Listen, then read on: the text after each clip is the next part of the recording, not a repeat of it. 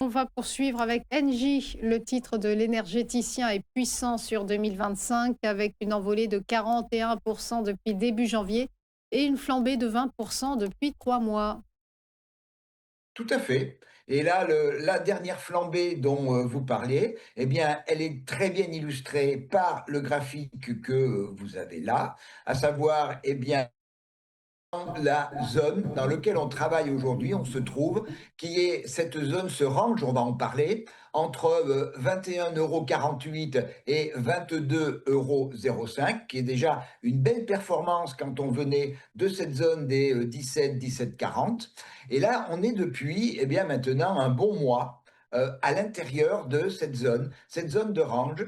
Alors, cette zone, c'est toujours quand on est dans la partie haute et en plus, dans le cas d'Engie, on a fait un sommet historique à 22,10 €, eh bien, il y a deux possibilités. La première, c'est que ce soit une zone d'accumulation, à savoir que, eh bien, on corrige, on consolide de manière horizontale. Les grosses mains, les gros investisseurs sont en train de recharger, entre guillemets, discrètement du titre Engie parce que ces grosses mains pensent que, eh bien, ce n'est qu'une pause et qu'on va aller plus haut.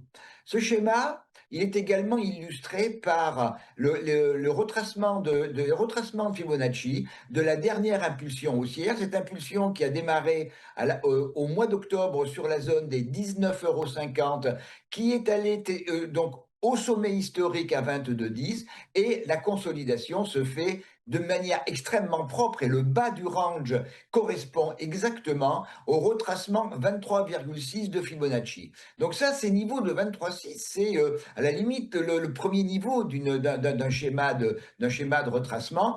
Il est globalement plutôt favorable à la poursuite de la hausse. Si c'était le cas, à savoir le franchissement de 22,10 € avec une bougie toujours pareille, une bougie verte avec un corps important et une petite mèche haute qui démontre que les acheteurs ont repris fermement le contrôle de l'actif, eh bien, on aurait un premier objectif qui est 22,64, qui est la projection de la hauteur du range vers le haut, puis, eh bien, les extensions de Fibonacci, on est sur des sommets au-dessus de sommets historiques, donc on regarde, et les objectifs sont les extensions de Fibonacci à 23,02, 23,45, 23,99.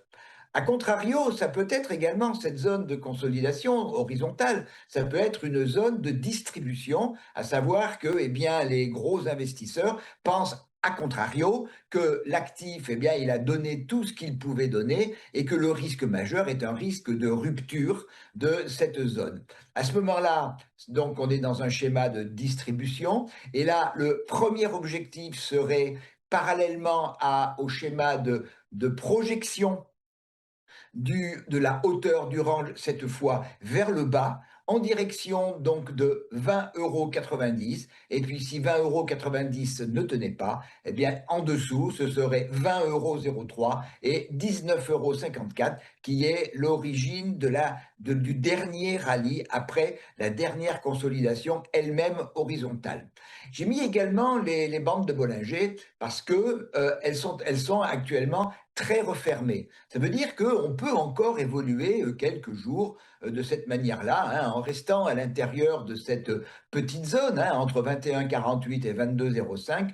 Mais le fait d'avoir des bandes qui sont aussi proches fait que si on a, ou quand on aura une sortie dans un sens ou dans un autre, elle peut être extrêmement violente. Donc, je continue à surveiller NJ, parce que on peut avoir à tout moment, on peut avoir une sortie qui peut être un petit peu dynamique. Mon biais sur NJ est un biais qui est plutôt haussier, hein, puisque eh bien, un 23,6, c'est vraiment le minimum de consolidation que l'on peut envisager. Donc j'ai un biais, Roselyne, qui est positif sur NJ, mais je serai très vigilant au sens de sortie et surtout à la dynamique de sortie.